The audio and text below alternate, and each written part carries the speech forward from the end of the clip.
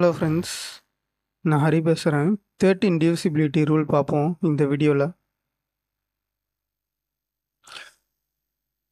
1+3 பண்ணிக்கிறேன் 4. ஸோ 4 வச்சு தான் யூஸ் பண்ண போகிறோம். எப்படின்னா 208ன்னு ஒரு நம்பர் எடுத்துக்கிறேன்.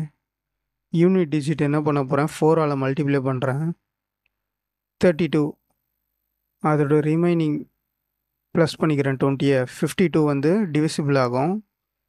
அதனால் 208ன்றது 13ஆல் டிவிசிபிள் ஆகும்.